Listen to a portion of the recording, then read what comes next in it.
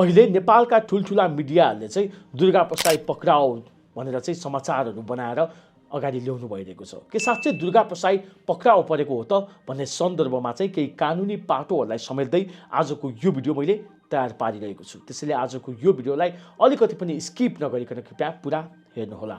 यति भन्दै म अब विषयवस्तुतर्फ प्रवेश गर्न गइरहेको छु। सर्वप्रथम त के दुर्गा प्रसाईजी पक्राउ परेको हो त भन्ने प्रश्नको उत्तरलाई चाहिँ हामीले दुई तरिकाबाट हेर्नुपर्ने हुन्छ। एउटा व्यवहारिक तरिका र एउटा चाहिँ कानुनी अर्थात् टेक्निकल तरिकाबाट हेर्नुपर्ने हुन्छ।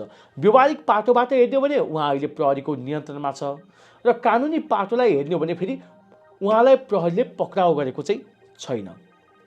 ओके, त्यसो भए जुन तरिकाबाट नेपालको मेन स्ट्रिमको मिडियाहरूले चाहिँ दुर्गा प्रसाई पक्राउ पर्यो भनेर जुन तरिकाबाट समाचारहरू अगाडि ल्याउनु भइरहेको छ यो फेरि गैर कानुनी रहेको छ। यसलाई चाहिँ नेपालको कानुन अर्थात् मुलुकी अपराध संहिता 2074 को दफा 70ले चाहिँ झुटो अफवाह फैलाउन नहुने पनि भनेर भनिएको छ। यदि कसैले चाहिँ झुटो अफवाह फैलाएको खण्डमा चाहिँ नेपालको कानुन अनुसार दण्डनीय हुने भनेर पनि यो कानुन अनुसार तोकिदिएको छ। खै यो त फरक पाटो भयो। अर्थात् उहाँ अहिले दुर्गा प्रसाईजी अहिले पक्राउ परेको छैन।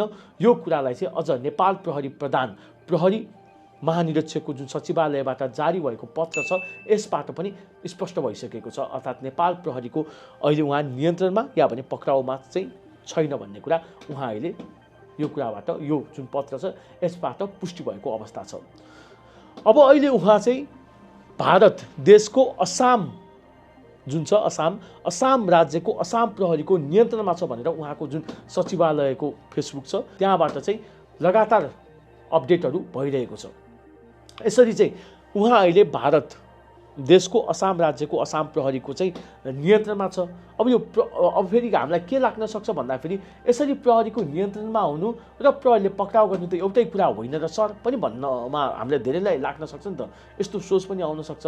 तर कुनै प्रहरीको नियन्त्रणमा हुनु र प्रहरीले फेरि पक्राउ गर्नु दुईवटा फरक पाटो हो हेर्नुहोस्। अब यसलाई कानुनी रूपमा यसरी बुझ्नुपर्ने हुन्छ। नेपाल देशभित्र नेपालको देशको प्रहरीको नियन्त्रणमा उहाँ हुनुहुन्न। उहाँ चाहिँ अहिले विदेशी भूमिमा हुनुहुन्छ। अब उहाँले चाहिँ अहिले आफ्नो ज्यानको सुरक्षा गरी पाऊँ म चाहिँ अहिले अब नेपालमा गएर जुन उहाँ चाहिँ अहिले अभियुक्त हुनुहुन्छ एउटा कुनै उहाँलाई पनि मुद्दा लगाएको छ मुद्दामा चाहिँ फरार भनेर उहाँले राखेको छ। त्यो मुद्दामा चाहिँ आफू पनि हाजिर भएर चाहिँ अब अदालतमा चाहिँ यो कानुनी लडाइँ लड्छु भनेर उहाँले सोच्नु भएको होला। त्यसको लागि नेपालसम्म पुग्नको लागि पनि मलाई मेरो ज्यानको चाहिँ एकदमै थ्रेटहरू आइरहेको छ। त्यसको लागि चाहिँ तपाईँहरूले मलाई सहयोग